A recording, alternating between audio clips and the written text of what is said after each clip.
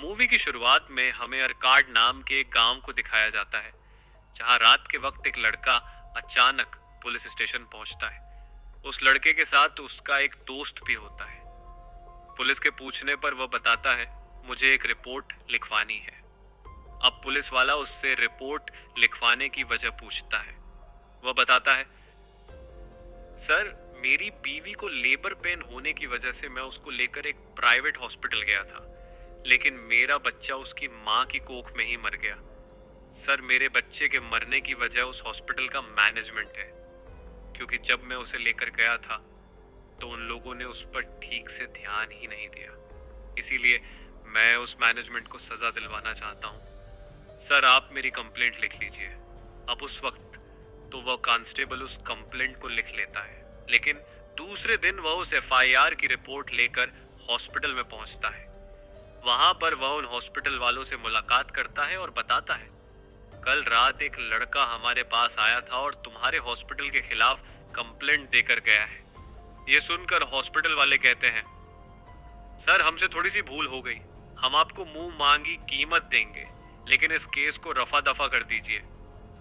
अब वह कांस्टेबल उनकी बात को मानते हुए दोबारा उस लड़के के पास जाकर कहता है, मैं उन हॉस्पिटल वालों से मिला था, उन्होंने अपनी गलती मान ली है, लेकिन तुम एक काम करो, उनको माफ कर दो, बदले में मैं तुम्हें उनसे पैसे दिलवा दूंगा, इसीलिए तुम इस केस को वापस ले लो। लेकिन यह लड़का कांस्टेबल की बात मानता ही नहीं, उल्टा यही कहता है, नहीं सर, मैंने अपना बच्चा खोया है, मैं ऐसे में शांत नहीं बैठ सकता। ऐसे तो ये पता नहीं कितने लोगों के साथ करते होंगे, और अगर मैंने इनको सजा नहीं दिलवाई तो फिर किसी ना किसी का बच्चा मरेगा। सर, ये सब कुछ उन हॉस्पिटल वालों की गलती है, इसलिए मैं उनको सजा दिलवा कर ही रहूंगा। अब जब वह लड़का कांस्टेबल की बात नहीं मानता तो वह कांस्टेबल अपने एसआई बादशाह के पास जाकर सारी बात बताता है। वह कहता है, सर, वह लड़का नहीं मान रहा, उसको मैंने काफी समझा लिया, इसीलिए अब आप ही इस चीज को सुलझाइए। तो इस तरह से एसआई पहले उस लड़के को अपने पास बुलाता है और फिर उसे बहुत मारता पीटता है। वह कहता है, तुमको सीधे सीधे पैसे मिल रहे हैं, बच्चा खो दिया तो उसकी कीमत मिल रही है, अब जाओ आराम से 10 बच्चे पैदा करो। लेकिन नहीं, तुम नहीं मान रहे। इस तरह से वह उसे बहुत मारता है और आखिर में वह लड़का जख्मी होने के बाद बेहोश हो जाता है। अब अफरा तफरी में वहां के पुलिस वाले उस लड़के को लेकर हॉस्पिटल में भर्ती करते हैं। इस बीच सीनियर कांस्टेबल बादशाह के पास आकर कहता है, बादशाह, ये तुमने क्या कर दिया? थोड़ा हल्के से चीजों को सुलझाया करो, क्योंकि अगर उस बंदे की मौत हमारे पुलिस स्टेशन में हो गई तो बहुत बड़ा कांड हो जाएगा। यह सुनकर बादशाह कहता है, अरे, मरे तो मर जाने दो, वैसे भी यह जंगल का इलाका है, अगर मर जाएगा तो यहीं कहीं दफना देंगे इसको। अब सीन शिफ्ट होता है और अगले सीन में हमें गौतम नाम के लड़के को दिखाया जाता है। हम देखते हैं कि गौतम कार ड्राइव करते हुए कहीं जा रहा होता है। तभी उसे उसकी माँ का कॉल आता है। उसकी माँ पूछती है, अरे गौतम, अभी तक घर क्यों नहीं लौटे? तो गौतम थोड़ा सा हकलाते हुए कहता है, माँ, मैं रास्ते में ही हूँ। अब यहाँ एक बात नोट करने वाली होती है कि जब गौतम टेंशन में होता है तो उसका हकलाना शुरू हो जाता है। अब यह देखकर उसकी माँ पूछती है, बेटा, क्या हुआ, टेंशन क्यों ले रहे हो? लेकिन गौतम कहता है, नहीं माँ, अभी मैं ड्राइव कर रहा हूँ और कोई बात नहीं। इतना कहकर वह फोन काट देता है। इसके बाद गौतम का एक दोस्त उसे कॉल करके अपने घर इनवाइट करता है। वह कहता है, अरे यार, सारे दोस्त यहाँ हैं, बियर भी आ गई पर तुम नहीं आए, आखिर तुम कहाँ हो? तो गौतम फिर से हकलाते हुए जवाब देता है, मुझे आने में थोड़ा टाइम लगेगा।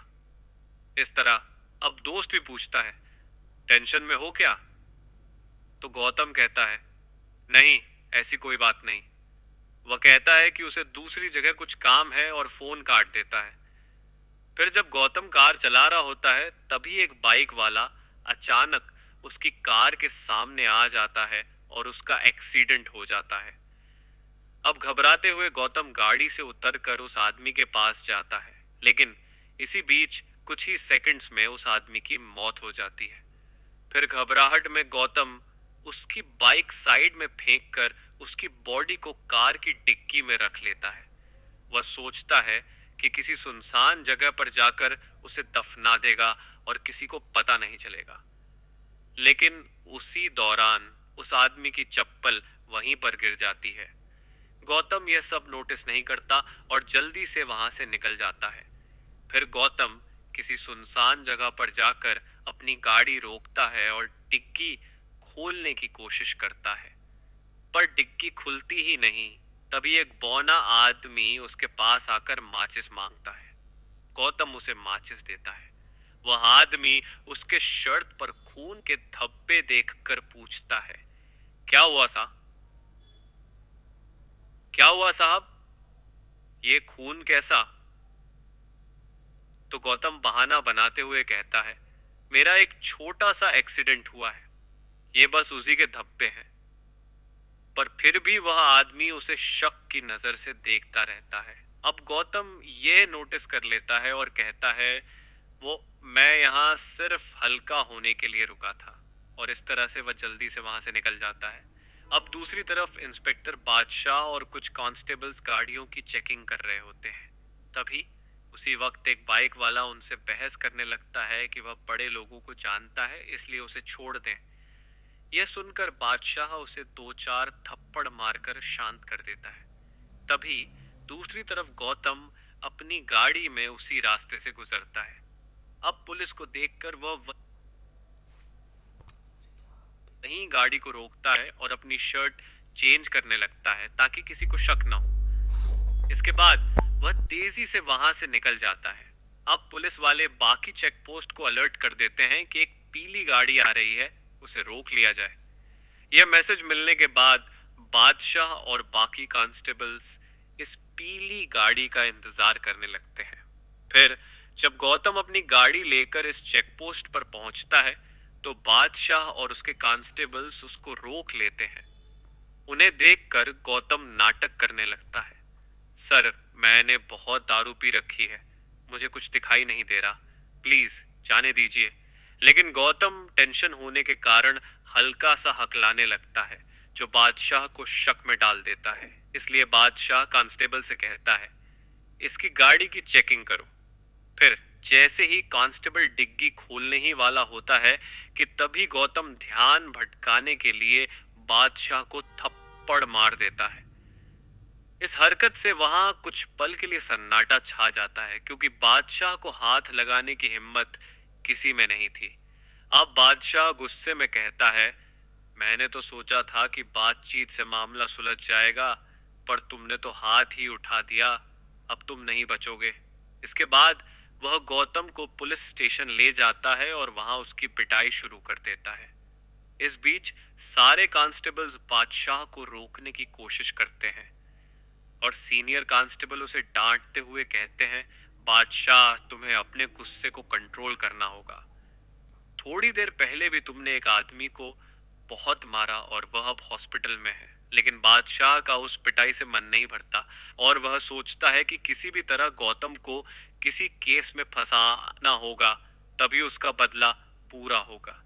इसीलिए वह कांस्टेबल से कहता है, स्टेशन में जो गांजा रखा है उसे इसी आदमी की गाड़ी में रख दो।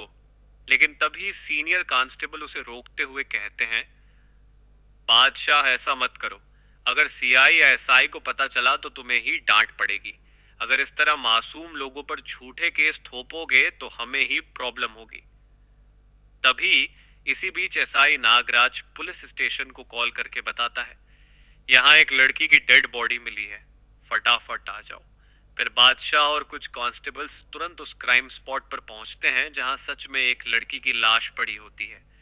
देखने पर पता चलता है कि किसी ने उसे बेरहमी से मार डाला। अब नागराज कांस्टेबल से डिटेल्स पूछता है। कांस्टेबल बताता है, सर लड़की के बैग में एक आईडी कार्ड मिला है, इसका नाम निवेता है पर इसका फोन गायब है। इसीलिए सर मुझे लगता है कि यह चैन स्नेचिंग का केस हो सकता है। यह सुनकर नागराज कहता है, सारे सीसीटीवी फुटेज चेक करो, वो आदमी इसी रास्ते से गुजरा होगा। फिर बाद में एसआई नागराज वापस अपने पुलिस स्टेशन पर आता है और गौतम को देखकर कांस्टेबल से पूछता है, ये लड़का कौन है? तो कांस्टेबल जवाब देता है, सर इसी ने बादशाह सर को थप्पड़ मारा, इसलिए इसे यहाँ बैठा दिया गया है। यह सुनकर नागराज हल्का सा मुस्कुराता है, क्योंकि बादशाह और नागराज के बीच हल्की सी अनबन चल रही होती है। इसके बाद सीआई नागराज को एक नया केस सौंपते हुए कहता है, कल सुबह तक किसी भी तरह इस अपराधी को पकड़ लो, वरना स्टेशन की इज्जत पर आंच आ जाएगी। फिर नागराज आश्वासन देता है, सर 24 घंटों में केस सॉल्व हो जाएगा, आप फिक्र मत कीजिए। इसके बाद वह इस केस के बारे में सोचते हुए कांस्टेबल को बुलाता है और कहता है, इस इलाके के सारे गुंडों को स्टेशन पर बुलाओ। अब फोटो में देखकर हमें पता चलता है कि इन बंदों यानी गुंडों में से ही वह आदमी भी होता है जो माचिस के बारे में पूछने के लिए गौतम से मिला था।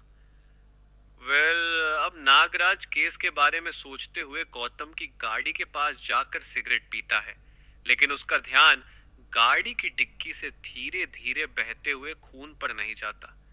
दूसरी तरफ कुछ कांस्टेबल उस इलाके के सीसीटीवी फुटेज चेक कर रहे होते हैं। अब थोड़ी देर बाद पुलिस निवेदिता के माता पिता को बुलाती है, पर उन्हें यह नहीं बताती कि उनकी बेटी की हत्या हो चुकी है। गौतम सोचता है कि किसी तरह वह यहाँ से बाहर निकले और अपनी गाड़ी को कैसे ले जाए। इसी बीच नागराज साइबर क्राइम डिपार्टमेंट में कॉल करके निवेदिता के फोन को ट्रैक करने के लिए कहता है। ऐसा करने पर पता चलता है कि निवेदिता का फोन स्विच ऑफ है और उसकी आखिरी लोकेशन वहीं दिखाई दी थी। साइबर टीम वाला कहता है, सर अब जब भी कोई इस फोन को ऑन करेगा तो उसकी लोकेशन मिल जाएगी। अब कांस्टेबल निवेदिता के माता पिता से पूछता है, आपकी बेटी आपके साथ क्यों नहीं रहती? तो माता पिता बताते हैं, हमारी बेटी समाज सेवा में लगी रहती थी, गरीबों की मदद करती थी। जब भी हम उसकी शादी की बात करते तो वह मना कर देती थी। फिर एक दिन हमने उसे डांटा और कहा कि अगर घर में रहना है तो शादी करनी ही होगी, वरना घर छोड़ दो। इसी वजह से वह शायद घर छोड़कर चली गई होगी। लेकिन आप ऐसा क्यों पूछ रहे हैं? यह सुनकर कांस्टेबल धीरे धीरे उनसे कहता है, असल में आपकी बेटी को किसी ने मार दिया है। यह सुनते ही निवेदिता के माता पिता फूट फूट कर रोने लगते हैं। उनकी आवाज सुनकर बादशाह बाहर आता है और साथ में देखता है कि गौतम अपनी जगह पर मौजूद नहीं है। अब बादशाह जल्दी से कांस्टेबल से पूछता है, गौतम कहाँ गया? तो एक कांस्टेबल जवाब देता है, सर वो वॉशरूम गया है। अब बादशाह गुस्से में वॉशरूम का दरवाजा खटखटाता है तो गौतम बाहर आकर कहता है, सर मैं बस हल्का होने गया था, अब वहां भी चैन नहीं मिलेगा क्या? यह सुनकर बादशाह गुस्से में आकर गौतम को पकड़कर उसकी जगह पर बैठा देता है और फिर बाहर आकर उसे भागने से रोकने के लिए उसकी गाड़ी के टायर पंक्चर कर देता है। ये सब देखकर नागराज बादशाह से कहता है, तुम जाकर चाय ले आओ, बेवजह मासूम लोगों को परेशान मत करो। इस बीच एक कांस्टेबल सीसीटीवी फुटेज में देखता है कि एक बाइक सवार उस रास्ते से गुजरा और हैरानी की बात यह है कि उसके पास एक बड़ी छुरी भी थी। इसके बाद वह यह फुटेज एसआई बादशाह और एसआई नागराज को भी भेज देता है। दूसरी तरफ पुलिस स्टेशन में गौतम एक कांस्टेबल से कहता है कि उसे अपने घर फोन करना है, इसीलिए उसे फोन चाहिए। पर कांस्टेबल रिश्वत के इरादे से पूछता है, तेरे पास कितने पैसे हैं? जैसे ही गौतम अपनी जेब से पैसे निकालने की कोशिश करता है तो एक सोने की चेन नीचे गिर जाती है। दरअसल गौतम ने जिस बंदे की लाश को अपनी गाड़ी की डिग्गी में रखा था, उसके पास से यह सोने की चेन और फोन निकाल लिए थे। अब गौतम तुरंत बिना कांस्टेबल को बताए सोने की चेन उठाने की कोशिश करता है, लेकिन कांस्टेबल चेन को देखकर कहता है, अरे पैसे नहीं है तो क्या हुआ, सोने की चेन तो है, लाओ इसी को दे दो। इसके बाद वह गौतम से चेन लेकर बदले में उसे फोन दे देता है। फिर गौतम फोन को साइड में ले जाकर कॉल करने के बजाय डेटा ट्रांसफर करने लगता है।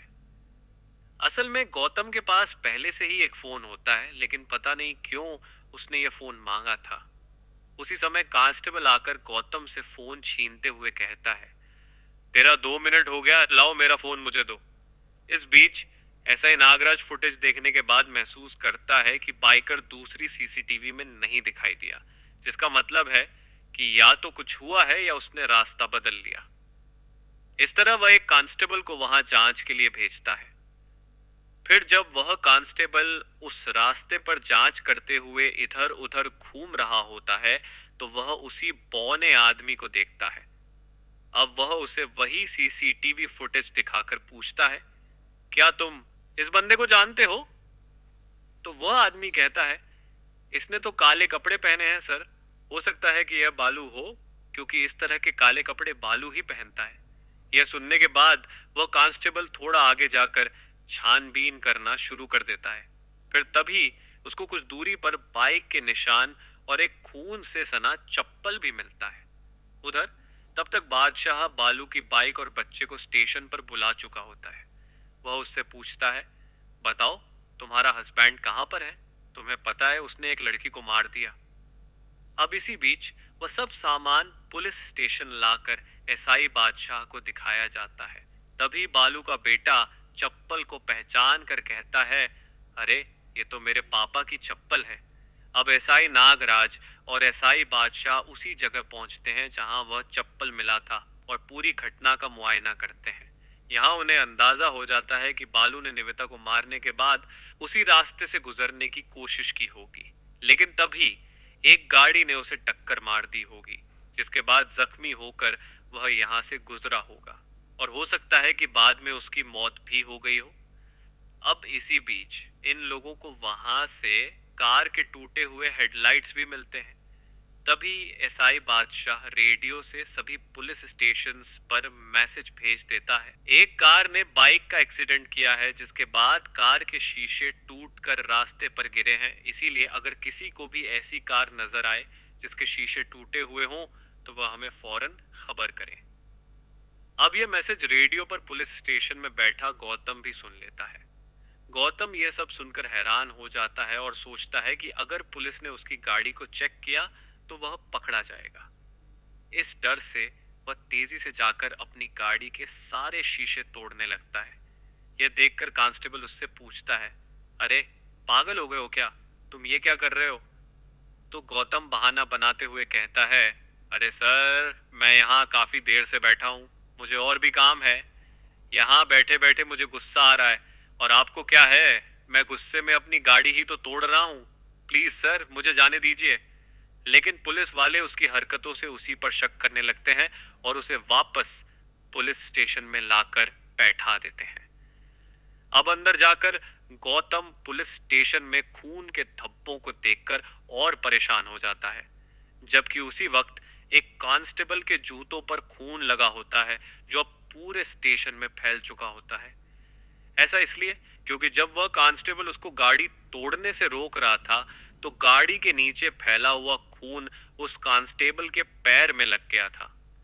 अब गौतम सोचता है कि इस परेशानी से कैसे निकले और इस सबूत को कैसे मिटाए। वहीं दूसरी तरफ एसआई बादशाह को छानबीन में गौतम का पर्स दिखता है।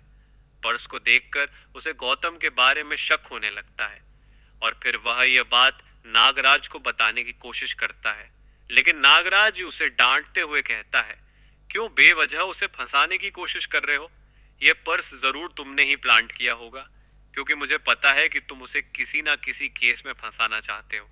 इतना कहकर नागराज उसके पास से चला जाता है। इसी दौरान बालू का बेटा पुलिस स्टेशन में खेलते हुए खून के धब्बों को देखता है और अपनी माँ को बताने ही वाला होता है। तभी गौतम यह सब देखकर बेहोश होने का नाटक करता है। इस बीच वह जानबूझकर पानी गिरा देता है ताकि खून के निशान साफ हो जाए। एक महिला कांस्टेबल पानी को साफ करते समय खून को देखती है, लेकिन सभी यह मान लेते हैं कि यह खून गौतम का ही है, क्योंकि उसने जानबूझकर अपने पैरों को जख्मी किया होता है। जब नागराज लौटता है तो वह गौतम को छोड़ने का आदेश देता है, लेकिन एक कांस्टेबल उसे जाने के बदले 25 लाख रुपए मांगता है। गौतम कहता है, सर मैं जाऊंगा कैसे? एटीएम तो यहाँ से बहुत दूर है। तो वह कांस्टेबल उसे उसकी कार की चाबी देते हुए कहता है, ये चाबी ले जाओ और पैसे निकालकर यहाँ देकर चले जाना। ये सुनकर अब गौतम बहुत खुश हो जाता है कि वह अब यहाँ से निकल सकता है, लेकिन बाहर जाकर वह देखता है कि उसकी कार के टायर पंक्चर हो चुके हैं। इस पर कांस्टेबल यह देखकर कहता है, तुम अपनी कार में कैसे जाओगे? ये लो मेरी बाइक। इस तरह वह उसे अपनी बाइक की चाबी दे देता है। गौतम एटीएम से पैसे निकालने के लिए चला जाता है। एटीएम में जाते ही वो पैसे निकालता है। पैसे निकालने के बाद वह अपने फोन को ऑन करता है। फोन ऑन करते ही वह देखता है कि फोन तो निविता का है। अब फोन के ऑन होते ही साइबर क्राइम टीम नागराज को फोन करके बताती है कि निविता का फोन ऑन हो चुका है। नागराज तुरंत लोकेशन ट्रेस करने का आदेश देता है, लेकिन टीम कहती है, सर आपको कहीं जाने की जरूरत नहीं, वह आदमी खुद ब खुद आपके पास आ रहा है। गौतम एटीएम से पैसे निकालकर लौटने लगता है, तभी नागराज उसे देख लेता है। नागराज इस वक्त बहुत कंफ्यूज हो जाता है और मन ही मन सोचता है कि आखिर गौतम उस लड़की के फोन के साथ क्या कर रहा है। अब वह गौतम को रोककर पूछने के लिए बुलाता है और उसे हवालात में ले जाता है। अंदर ले जाते ही वह उसे फिर से हथकड़ी लगा देता है। इसे देखकर गौतम पूछता है, सर आपने ही तो मुझे यहां से जाने को कहा था, फिर अब क्या बात है? लेकिन नागराज पहले बिना कोई जवाब दिए पुलिस स्टेशन के सभी कांस्टेबल्स को किसी न किसी काम पर बाहर भेज देता है। फिर वह गौतम की कार के पास बड़ी लॉरी को लाकर खड़ा कर देता है ताकि सीसीटीवी में गौतम की गाड़ी नजर न आए। इसके बाद यह शक के साथ गौतम की कार की डिग्गी खोलता है जिसमें बालू की लाश मिलती है। अब नागराज गौतम से पूछता है, तुमने बालू को क्यों मारा? तो गौतम सफाई देता है, मैंने जानबूझकर नहीं किया सर, बालू अचानक मेरी गाड़ी के सामने आ गया और जब मैं उसे देखने के लिए आगे बढ़ा तो तब तक उसकी जान जा चुकी थी। मैंने केवल लाश को छुपाने की कोशिश की थी, इसके अलावा कुछ नहीं। फिर नागराज उससे पूछता है, तुम्हारे पास उसका फोन कैसे आया? तो गौतम कहता है, सर मेरे पास उसका फोन नहीं है, मैं सच बोल रहा हूं। यह सुनकर नागराज उसे जाने देता है। अब दूसरी तरफ बादशाह बैठा होता है, तभी उसे कुछ ऑडियो और वीडियो क्लिप्स मिलते हैं जिनमें बालू के मरने के समय की बातें होती हैं। ये सब सुनकर उसके होश उड़ जाते हैं। इस तरह गौतम जाते जाते बालू का फोन नागराज को देने लगता है और कहता है, सर वो फोन गलती से मेरे पास ही रह गया। इसके बाद नागराज फौरन एक कांस्टेबल को बुलाता है और एक कंप्लेंट लिखने को कहता है जिसमें वही सब लिखा होता है जो गौतम ने बोला था। अब गौतम नागराज से कहता है, सर आपने तो मुझे जाने के लिए बोला था, फिर अब ये सब क्या है?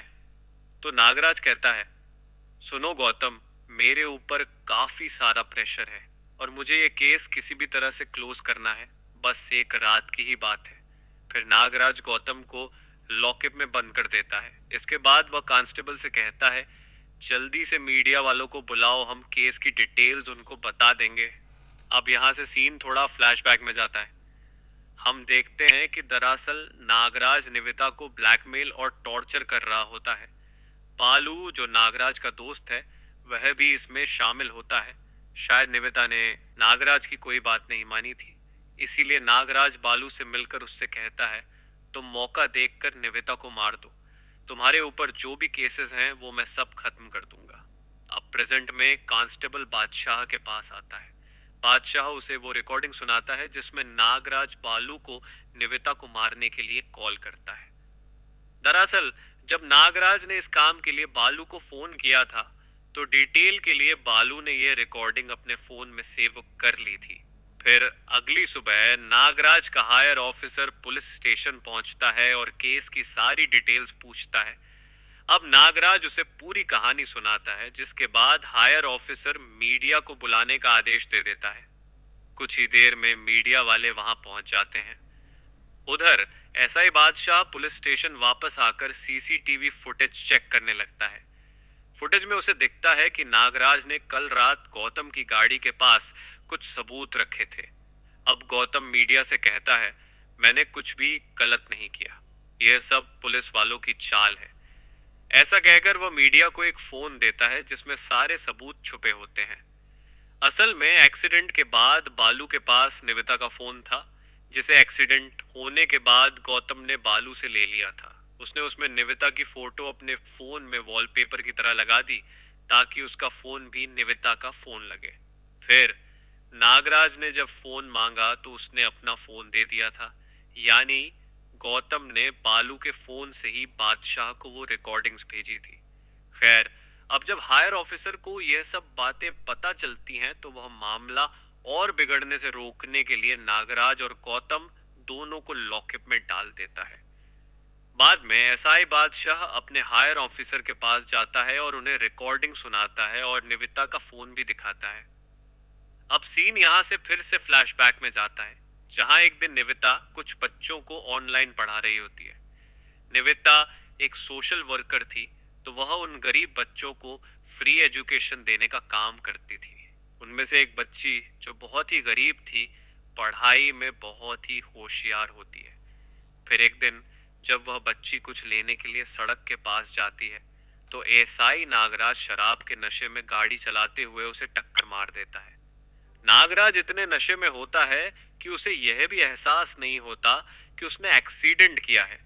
वह बच्ची को घसीटते हुए आगे निकल जाता है।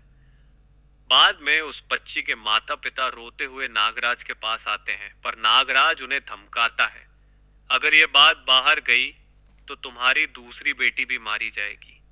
लेकिन यह एक्सीडेंट असल में निविता के फोन में रिकॉर्ड हो जाता है, क्योंकि वह ऑनलाइन क्लास ले रही थी। अब निविता उस बच्ची के माता पिता से मिलती है और कहती है कि वह एसपी के पास जाकर उन्हें न्याय दिलाएगी। अब निविता के बारे में जब नागराज को पता चलता है तो वह बालू को फोन करके कहता है, तुम निविता को मार दो। इस बीच बालू नागराज की बातें रिकॉर्ड कर लेता है ताकि उसे सारी डिटेल्स याद रहें।